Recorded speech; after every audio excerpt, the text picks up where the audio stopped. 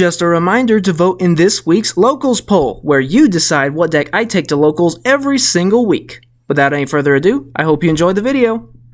What's up YouTube? Welcome back to the channel, and today we have the deck profile for the deck we took to Locals this past week, being Stardust.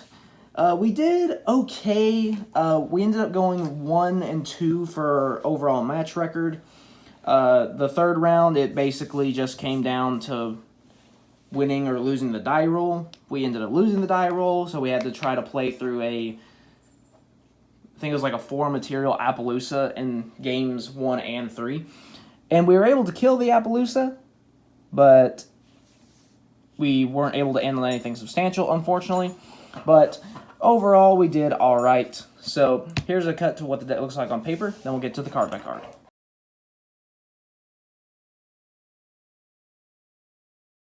Alright, so one more thing before we get into the monsters here is there are 3 main lines of play you can do. You can do the Synchron, the Stardust, or a modified version of the Synchron, and we'll get into that later. So just kind of keep that in mind as we go through some of the cards here. So starting off, we have 1 copy of Wheel Synchron.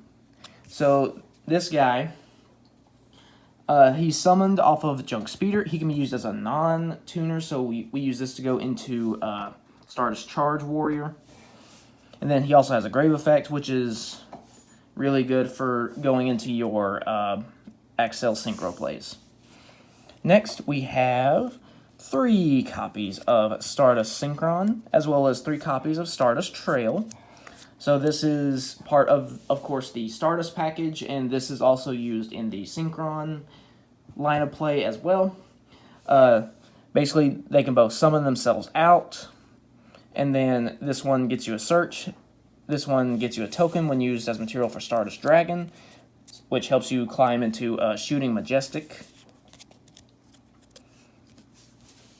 Next, we have, excuse me, we have 3 copies of Junk Synchron. So this is basically your main guy for the Synchron line of play, of course. Going to Junk Speeder. Next, some of the other targets we're going to be summoning off of the Junk Speeder are Revolution and Assault. Revolution can bring itself back as a level 1 tuner, so that way you can go into some of your later Synchro plays. And then Assault Synchron helps with Shooting Majestic, being able to bring it back to provide an extra negate. Next, Triple Junk Converter. So this helps you get your Synchron line of play started. And it's also a warrior, not a machine. So you can search it off of Rhoda. Next, we got Jet Synchron, 2 Stardust Xiaolong, and 2 Stardust Worm. So Jet Synchron is, of course, summoned off of the Junk Speeder, and then you can also bring it back for later Synchro plays. Xiaolong and Worm. These are options you can use in order to go into the Shooting Majestic. This one is good for summoning from the graveyard, and since they're level 1, you can also use them for Formula Synchron, which is really nice, especially with Worm, since it can summon itself from hand or grave. And the last monster is 2 copies of Converging Wills Dragon. This is how you go into the Shooting Majestic, and you stack it on top of the deck with one of the spell cards we'll get to later. Alright, so first is, as I mentioned earlier, 1 copy of Reinforcement of the Army to search for the Junk Converter. Also running 2 copies of Tuning to search for any Synchron you may need at any time. Usually we're going to throw this out as Ash Bait as well, since it's not once per turn. Next, 3 copies of Stardust Illumination. So this primarily serves as a Foolish Burial for either Stardust Synchron or Stardust Trail, which helps you go into, or really it helps for both lines of play. Why is the card not cooperating? There we go. But it actually helps with both lines of play. And then you can also banish it to modulate levels, which is really nice. Next is Majestic Absorption. We can search this off the Stardust Synchron, so this lets us just capitalize more on our Shooting Majestic Star Dragon. You can also use this with Shooting Star Dragon as well. Alright, then we also have 2 copies of Duelist Genesis, as well as 2 copies of Synchro Overtake. So Genesis searches Overtake. There's also another card it can search later on in the deck.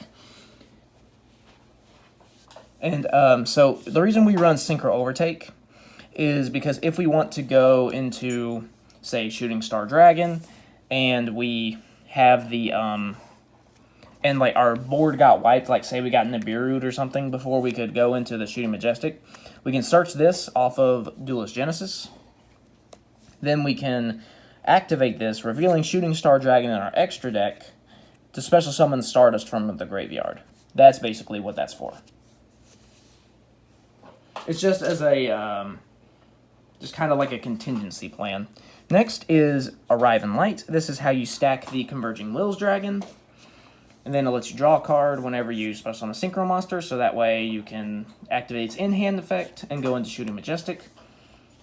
Next, 2 copies of Starlight Junction. So this kind of serves as, it can either be a starter or an extender. So basically we tribute a tuner to special summon a Synchron with a different level, which is really good, and that can actually trigger the Stardust Trail as well to kind of get started into our Synchro plays.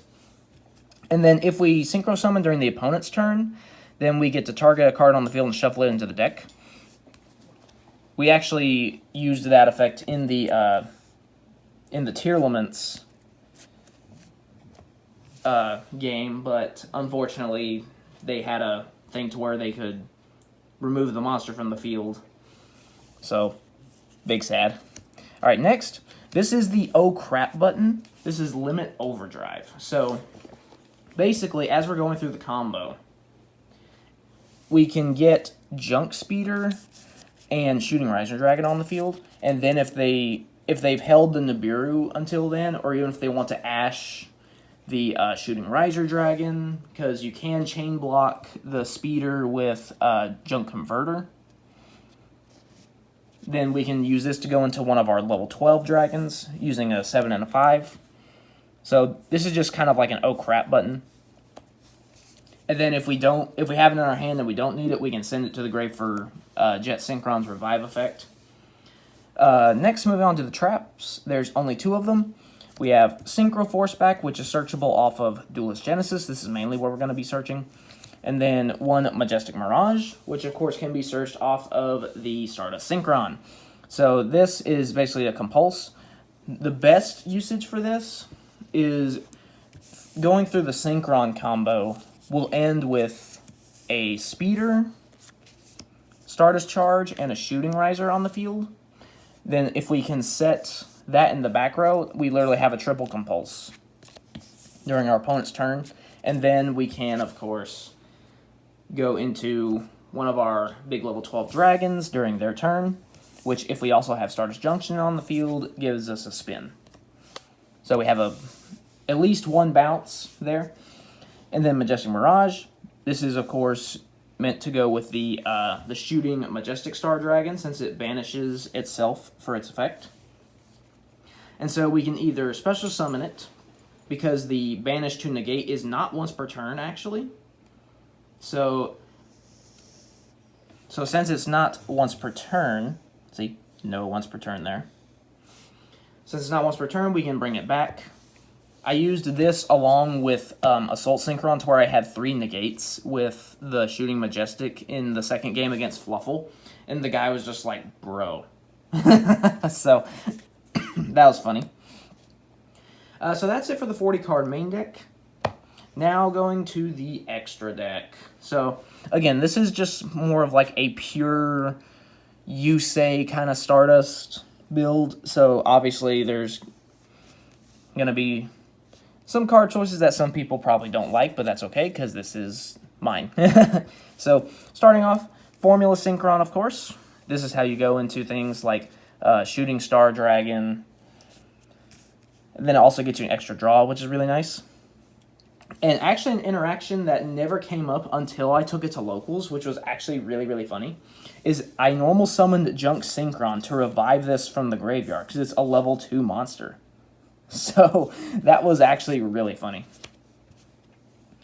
Alright, next is, of course, Junk Speeder.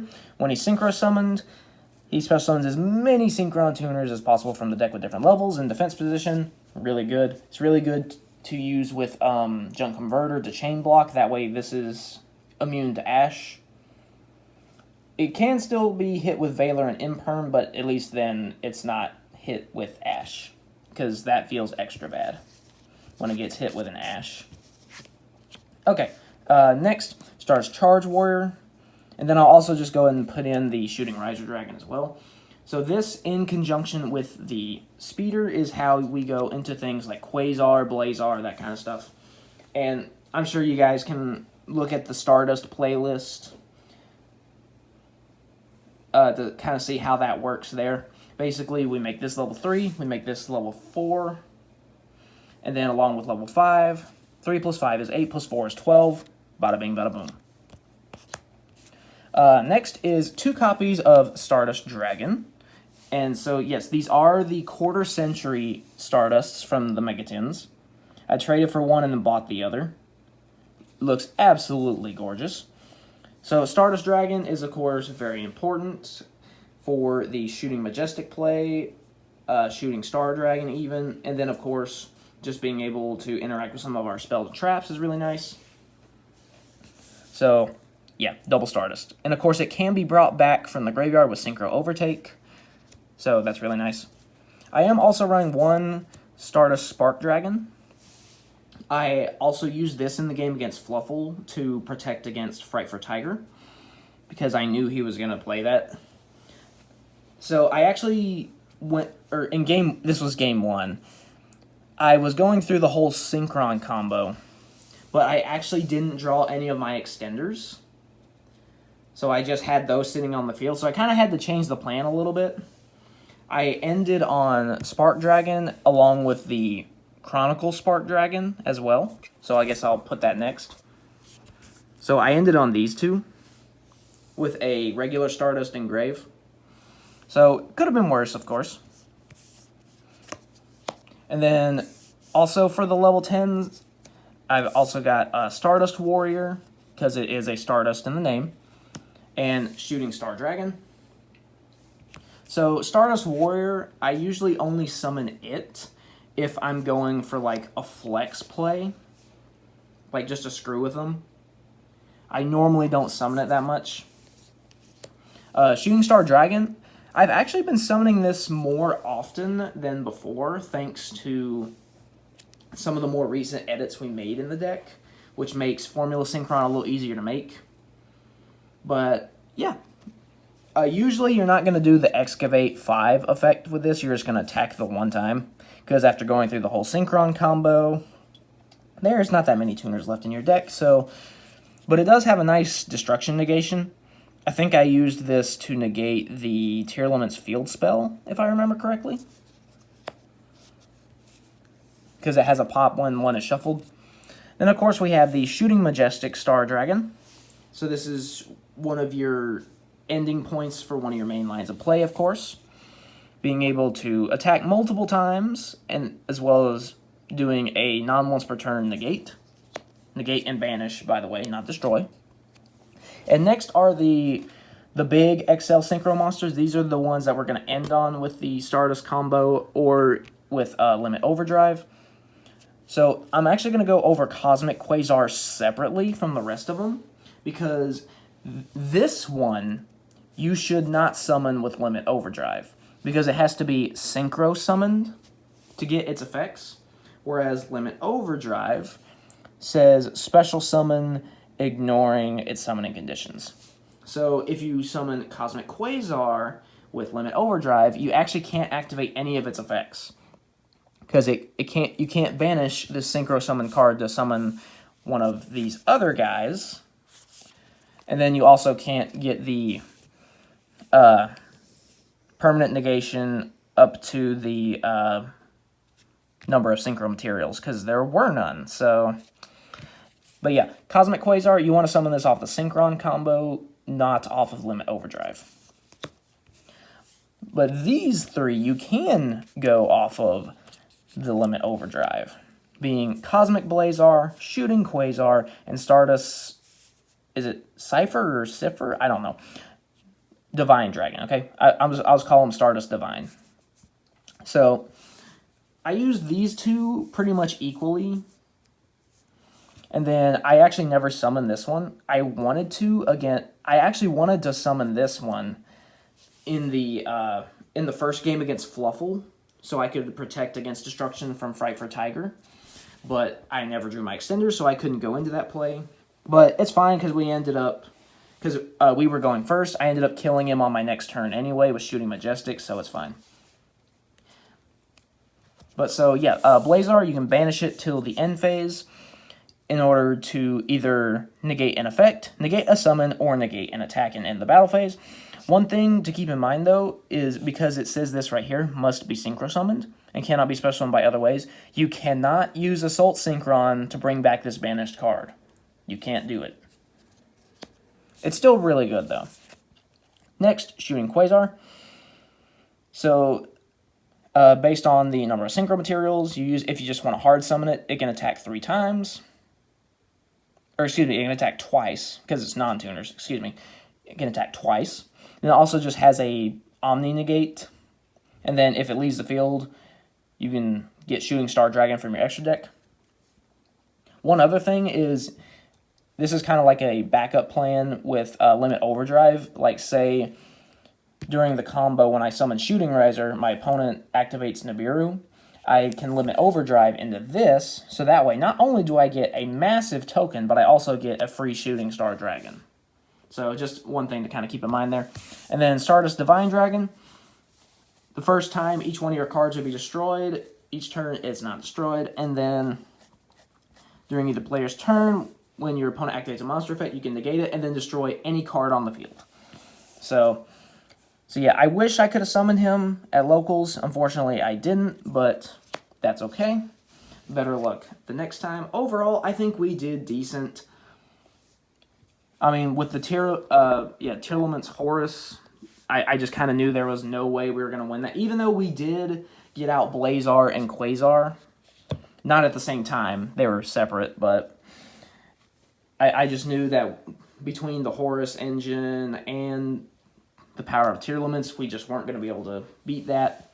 We had a pretty good thing against Odd Eyes. Unfortunately, we did lose the die roll, so we had to go against a 4-material Appaloosa twice. We were able to kill it by attacking over it with Junk Synchron, but we didn't. It took everything in our hand to do so. So we just weren't able to do anything for games 1 and 3, but we absolutely dominated game 2. And then we, of course, dominated round 1 against Fluffle, which is really nice. So, yeah. Hope you guys enjoyed. I did actually talk to the guy that's going to run Yu-Gi-Oh! Night. I think he got sick or something this past week. That's why he wasn't there. But he did confirm that we're going to do the Pegasus Challenge next week since he wasn't there this past week. So we have that to look forward to. Be sure to like and subscribe and vote in the locals poll. Last time I checked, I think, because I just chose random decks again, because I figured we were going to do the Pegasus Challenge again. Or technically not again, but you know what I mean. But last I checked, I think Cyber Dragon's in the lead. So, yeah. So, like, subscribe, vote, all that good stuff. And I'll see you guys next time.